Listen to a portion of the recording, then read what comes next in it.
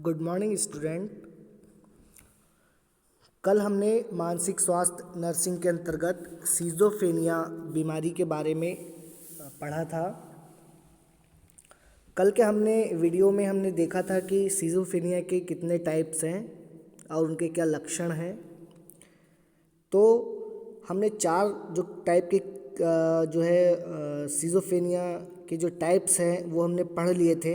अब हम next video जो है उसमें हम पांचवें सीजोफ्रेनिया का जो टाइप है उसको हम आगे पढ़ेंगे। सीजोफ्रेनिया के 10 टाइप हैं जिसमें से हमने 4 जो है कल पढ़ लिए थे। अब हम 5वें नंबर के सीजोफ्रेनिया के टाइप से स्टार्ट करते हैं। तो 5वें नंबर का जो सीजोफ्रेनिया है का जो टाइप है वो है एक्यूट सीजोफ्रेनिया। क्या है? Acute schizophrenia. एक्यूट का मतलब होता है, जैसे नाम से ही समझ में आ रहा है, एक्यूट मतलब एकदम से होने वाला, ऑनसेट। तो एक्यूट सीजोफ्रेनिया का मतलब होता है ऑनसेट या एक्यूट होता है, एकदम से होता है। बाकी जो हमने इसके पहले जो देखा था ज़्यादातर जो है वो धीरे धीरे पाया जाता है, जैसे पैरानॉइड जो सीजोफ्रेनिया है वो धीरे धीरे पाया जाता है। ठीक है, ये एक्यूट एकदम से आता है। ठीक है। सेकंड है स्वप्न जैसी अवस्था में रहता है। ऐसी अवस्था रहती है रोगी की जैसे कि वो क्या कर रहा है, स्वप्न देख रहा है। जो भी रोगी इसमें रहता है वो कैसा सोचता है, क्या देखता है, ऐसा लगता है उसको वो सपना देख रहा है। ठीक है। 5वां है, मतलब नेक्स्ट है इसमें सीवियर डिप्रेशन या अवसाद होता है। सीवियर इसमें क्या होता है, डिप्रेशन होता है। व्यक्ति इसमें क्या रहता है, सीवियर डिप्रेस्ड रहता है। नेक्स्ट है बहुत अधिक डरा हुआ तथा मानसिक रूप से रोगी होता है। बहुत अधिक क्या इसमें डरा हुआ होता है और मानसिक रूप से रोगी होता है। तो मानसिक रोग से रोगी तो इसमें वैसे भी जो है डिसीज़ के अकॉर्डिंग होता है, और व्यक्ति इसमें जो भी रोगी जो रहता है वो कैसा रहता है, इसमें बहुत अधिक डरा हुआ रहता है, मतलब उसे डर लगता है। तो एक्यूट या उग्र विखंडित मानसिकता या एक्यूट सीजोफ्रेनिया में इस टाइप के लक्षण देखने को मिलते हैं। ये सीजोफ्रेनिया का 5वां टाइप है और इसमें इस टाइप के लक्षण जो है देखने को मिलते हैं। तो एक्यूट ये होता है, ऑनसेट और एक्यूट होता है। स्वप्न जैसी अवस्था में इसमें जो भी पेशेंट है वो स्वप्न जैसी अवस्था में रहता है। सीवियर डिप्रेशन में रहता है व्यक्ति। बहुत अधिक डरा हुआ तथा मानसिक रूप से रोगी होता है। तो इस टाइप के एक्यूट सीजोफ्रेनिया में इस टाइप के लक्षण दिखाई देते हैं। जो भी रोगी इस रोग से की 5वीं अवस्था से ग्रसित होता है या 5वें टाइप के जो है सीजोफ्रेनिया से अवस्था में इससे ग्रसित होता है, उसमें ये अवस्थाएं या ये लक्षण देखने को मिलते हैं। नेक्स्ट जो है वो है 6वें नंबर का रेसिडुअल सीजोफ्रेनिया, जिसे हम हिंदी में अवशेषी विखंडित मानसिकता भी कहते हैं। तो इसमें क्या कारण है, मतलब इसमें क्या लक्षण देखने को मिलते हैं। तो फर्स्ट इसमें है नेगेटिव सिम्टम्स पाए जाते हैं। निषेधात्मक लक्षण इसमें पाए जाते हैं। किसी भी चीज़ में उसमें नेगेटिविटी उस व्यक्ति के मन में होती है। किसी भी कार्य को करने के लिए उसमें पॉजिटिविटी नहीं होती है, वो नहीं कर पाता है और नेगेटिविटी उसके मन में रहती है। जैसे कि फ्लैट मोड रहता है, एपैथी में रहता है, एमेटो मोटिवेशन में रहता है, alienations and social withdrawal. Social withdrawal समाज से दूर, मिथ्याबोध, हेल्यूसिनेशंस या डेल्यूशंस या भ्रम होता है। तो इसमें फ्लैट मोड होता है और कई प्रकार के इसमें जो सिम्टम्स इसमें देखने को मिलते हैं। नेक्स्ट है इसमें childhood and juvenile schizophrenia. Childhood and juvenile schizophrenia मतलब बचपन और किशोरावस्था का जो भी है सीजोफ्रेनिया, जो अक्सर क्या है, जैसे कि नाम से ही इसमें चाइल्डहुड एंड जुवेनाइल सिजोफ्रेनिया मतलब बचपन और किशोरावस्था में होने वाला सिजोफ्रेनिया। तो ये कब होता है? यह 5 वर्ष से 10 वर्ष तथा 12 वर्ष से 14 वर्ष की आयु के वर्ग में होता है। जैसे चाइल्डहुड में है, तो चाइल्डहुड कब से कब तक होता है? 5 वर्ष से 10 वर्ष तक के जो होता है बचपन होता है। और किशोरावस्था कब होती है? 12 से 14 वर्ष की किशोरावस्था होती है। तो यह 5 वर्ष से 10 वर्ष तथा 12 वर्ष से 14 वर्ष की आयु के वर्ग में होता है। सेकंड है ये ऑनसेट एक्यूट और क्रोनिक हो सकता है। ये कैसा हो सकता है? एक्यूट एकदम से भी हो सकता है एंड क्रोनिक भी हो सकता है, मतलब ये धीरे धीरे भी हो सकता है। तो 7वें नंबर का जो है सिजोफ्रेनिया का जो टाइप है वो किस में होता है? मेनली बच्चों में होता है, बचपन में होता है और किशोरावस्था में होता है। तो इसमें बताया भी गया है कि 5 वर्ष से 10 वर्ष की आयु में चाइल्डहुड में बचपन में, और 12 वर्ष से 14 वर्ष की आयु जो होती है किशोरावस्था उस वर्ग की आयु में होता है। ये एक्यूट भी हो सकता है और क्रोनिक भी हो सकता है, दोनों टाइप से ये होता है।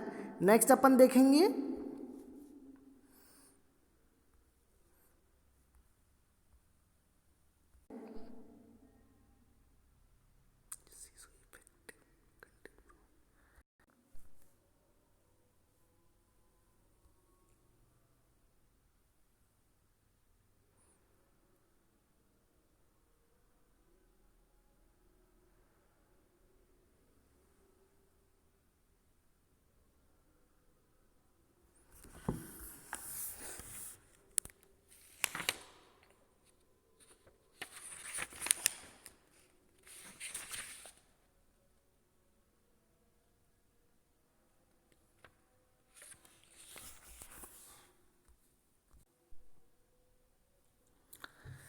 नेक्स्ट है सिजोफ्रेनिया के क्लिनिकल फीचर्स का वर्णन कीजिए। क्या है इसके क्लिनिकल फीचर्स क्या हैं ये भी हम आपको बताते हैं। ये जो हमने देखा ये भी हमारे ये थे वो भी क्लिनिकल फीचर्स ही थे।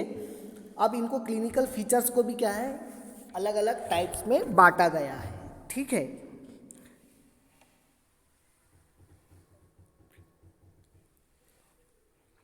तो सिजोफ्रेनिया के लक्षणों को निम्न प्रकार से वर्गीकृत किया गया है।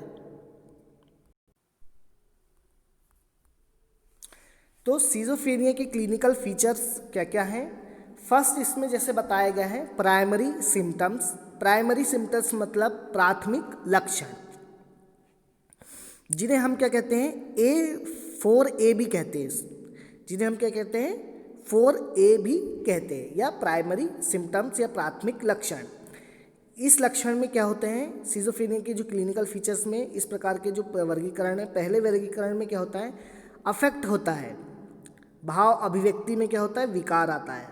भाव और अभिव्यक्ति जो भी सिजोफ्रेनिया के ग्रसित पेशेंट है इनके जो लक्षण जो इसमें बताए गए हैं, तो भाव या अफेक्ट विकार इसमें उत्पन्न होता है। एसोसिएशन शब्द संगठन संबंधित विकार, इसमें एसोसिएशन जो है शब्द संबंधित विकार जो है इसमें उत्पन्न होते हैं। नेक्स्ट है ऑटिस्टिक थिंकिंग। इसमें क्या है विचारों का संचालन अतार्किक इलॉजिक किस के द्वारा होता है। हम किसी भी चीज़ में बोलते हैं कि इसमें कुछ तो लॉजिक है, ठीक है, तो बिना विचार के, बिना लॉजिक के, बिना किसी तथ्य के इसमें जो विचार आते हैं।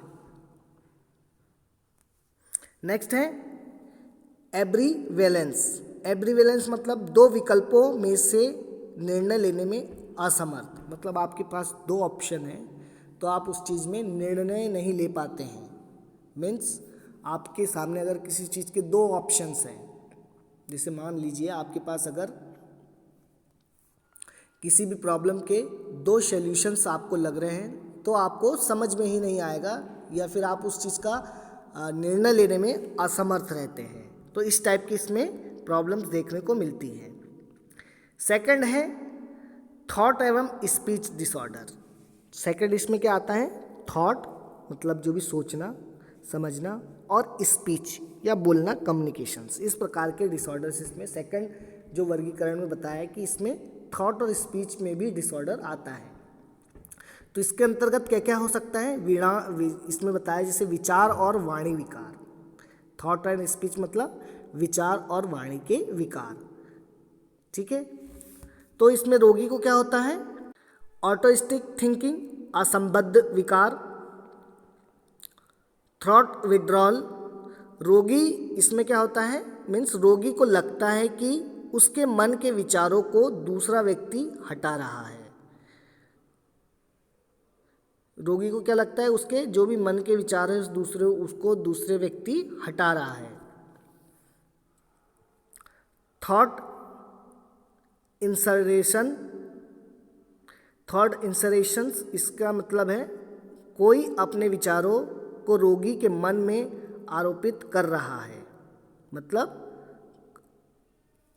आप जो सोच रहे हैं उसका उल्टा।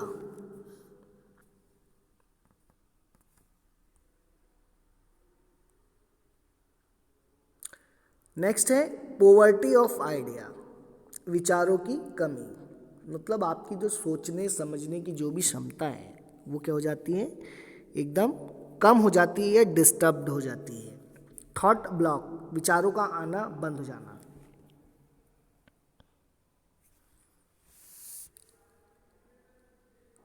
म्यूटिज्म, कम बोलना या बिल्कुल नहीं बोलना। क्या होता है इसमें, म्यूटिज्म कम बोलना, या पेशेंट इसमें क्या होता है, कुछ भी बोलता ही नहीं। वर्ड सलैंड, वर्ड सलैंड शब्दों को अर्थहीन तरीके से जोड़ना, किसी भी जो कोई भी शब्द है उनको अर्थहीन तरीके से जोड़ना, मतलब कोई भी शब्द को किसी भी जोड़ के बोलना, ठीक है। इको ले लिया, दूसरे के शब्दों को वैसा ही दोहराना। इको ले लिया मतलब कोई व्यक्ति जैसा बोलता है वैसे ही उस चीज़ को दोहराना, बार बार बार बार, ठीक है। तो इको ले लिया मतलब अगर कोई व्यक्ति कुछ बोलता है तो उसी की बातों को बार बार व्यक्ति दोहराता है, उससे बोलते हैं इको ले लिया। डेल्यूजन एंड रेफरेंस, तो डेल्यूजन रेफरेंस पर्सिक्यूशंस कंट्रोल एंड ग्रेडेंसिटी, तो इस टाइप के इसमें डेल्यूजन्स और ये सब चीज़ देखने के लिए मिलती हैं। मूड एंड इमोशनल डिस्टर्बेंस, इसमें क्या होता है, मन की स्थिति एवं भावनाओं के विकार होते हैं, जिसमें रेसिडुअल इंटेंसिटी, आवेश का अभाव, मतलब किसी भी चीज़ में आवेश मतलब एक्टिवनेस नहीं रहता है, ठीक है। डिप्रेशन, डिप्रेशन मतलब अवसाद या डिप्रेस्ड हो जाना। हमने डिप्रेशन रोजमर्रा के जीवन में सुना ही है, डिप्रेशन। नेक्स्ट है बर्न्ड इमोशंस, व्यर्थ भावनाएं। क्या होगा इस, नेक्स्ट है बर्न्ड इमोशंस या व्यर्थ भावनाएं।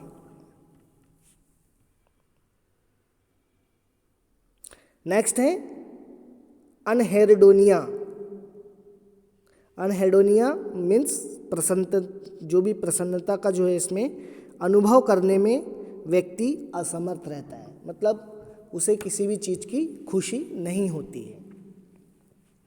सुसाइडल टेंडेंसी, सुसाइडल टेंडेंसी मतलब आत्महत्या करने की का व्यवधान या आत्महत्या करने की प्रवृत्ति। मीन्स आपने जितने भी ये मतलब सुसाइडल या जो आत्महत्या कर लेते हैं या खुदकुशी कर लेते हैं, वो किसी ना किसी डिप्रेशन की वजह से, किसी ना किसी प्रॉब्लम की वजह से, या इस प्रकार की जो भी डिसीज़ है, सिजोफ्रेनिया नाम की जो डिसीज़ है, इससे वो ग्रसित होते हैं, मानसिक रूप से ग्रसित होते हैं। वही व्यक्ति जो होते हैं वो आत्महत्या या सुसाइडल टेंडेंसी रखते हैं। डिस्टर्बेंस इन बिहेवियर, व्यवहार में व्यवधान।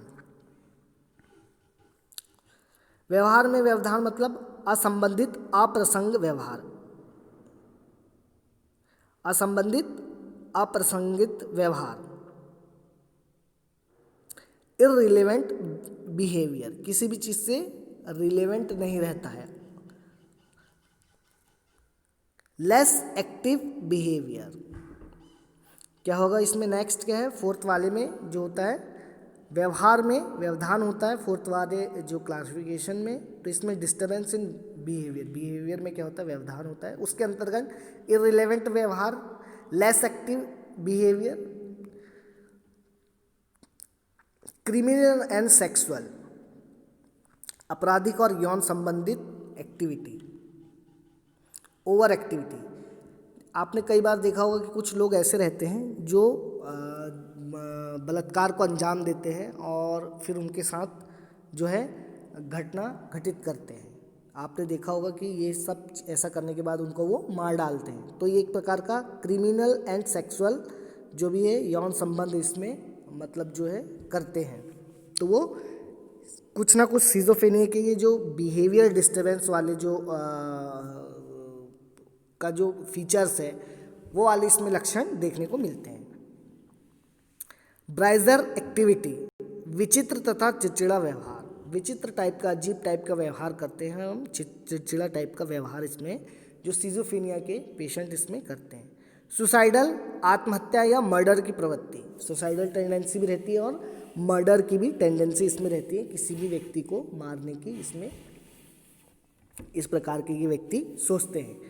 तो ये चौथे टाइप का इसमें बिहेवियर का जो बिहेवियर का जो डिसऑर्डर सिजोफ्रेनिया की जो बीमारी के कारण होता है, तो ये लक्षण दिखाई देते हैं। परसेप्शन डिसऑर्डर, परसेप्शन मतलब किसी भी चीज़ का प्रतिबोधन, उसमें विकार आ जाना।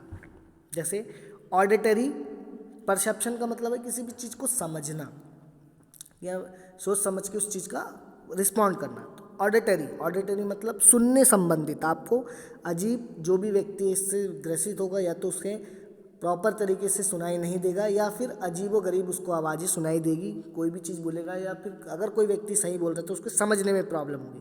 तो ऑडिटरी हेल्यूसिनेशन। ऑल्फैक्टरी मतलब सूंघने संबंधित, किसी भी जगह उसको बदबू ही आएगी या सुगंध ही आएगी, तो इस प्रकार की भी एक और ये फीचर्स देखने को मिलता है कि व्यक्ति को कहीं पे भी बदबू ही आती है।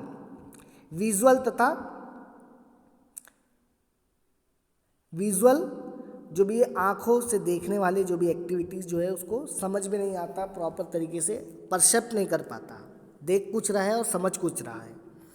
हेल्यूसिनेशंस पाया जाता है। हेल्यूसिनेशंस मैंने आपको बताया है कई बार कि जो ये परसेप्शन का डिसऑर्डर है, फॉल्स परसेप्शन। इल्यूजन्स पाया जाता है, ये भी फॉल्स परसेप्शन है। आपको मैंने कई बार बताया कि हेल्यूसिनेशन और इल्यूजन्स में व्यक्ति जैसे रस्सी टंगी है इस पर, तो आपको ऐसा अंधेरे में ऐसा लगता है कि वो क्या है? सांप है। ये इल्यूशंस है। और हेल्यूसिनेशंस है मतलब वहाँ पे दूसरे वाले में क्या है कि ऑब्जेक्ट ही प्रेजेंट नहीं रहता, आपको ऐसा लगता है कि वहाँ पे ऐसा ही है। मीन्स कि एक में क्या होता है, इल्यूजन्स में रस्सी टंगी है तब आपको ऐसा लग रहा है, दूसरे हेल्यूसिनेशंस में क्या लगेगा आपको? रस्सी नहीं भी रहेगी तब भी आपको लगेगा कि वहाँ पे सांप है। ठीक है, तो इसमें ऑब्जेक्ट रहता है, इसमें ऑब्जेक्ट नहीं रहता है। छठवां है motor activity disorder. Motor activity disorder मतलब ऑटोमेटिक शारीरिक क्रियाओं में विकार जाता है। तो ऑटोमेटिक ओबेडेंसी, रोगी कहे गए निर्देशों का पालन करता है ऑटोमेटिकली। ठीक है, जो भी वो करता है मतलब जो पालन जो नए निर्देश देते हैं वो भी करता है। कैटाटोनिक या मसल स्टोन में कमी, कैटाटोनिया या मसल स्टोन में कमी मतलब मसल स्टोन में कमी मतलब जो भी अपनी स्टिफनेस, जो मसल्स की जो टोन है, मीन्स हमारी हाथ पैर की जो भी मसल्स की जो टोन है उसमें कमी हो जाता है, मतलब कड़क पर नहीं रहता है। इकोप्रेक्सिया, दूसरे की गई क्रियाओं की नकल, किसी भी चीज़ की क्या करता है वो नकल करता है। कोई भी व्यक्ति कुछ करता है तो उसी के समान वैसा ही व्यवहार करता है। एक्साइटमेंट, रोगी ओवर एक्टिव रहता है। एक्साइटमेंट किसी भी चीज़ के लिए बहुत ज़्यादा एक्साइटेड रहता है, ओवर एक्टिव इसके अंदर जो है पर्सन रहता है। ग्रीमेंसिंग मतलब विभिन्न प्रकार के फेशियल एक्सपीरियंस देता है, किसी भी चीज़ के विभिन्न प्रकार के फेशियल एक्सपीरियंस देता है, मतलब हंसी के, खुशी के, गुस्से के, ठीक है। तो इस प्रकार के कई प्रकार के विभिन्न एक्सपीरियंस, अजीबो गरीब टाइप की जो भी हरकतें ये इस टाइप का ये व्यक्ति करता है।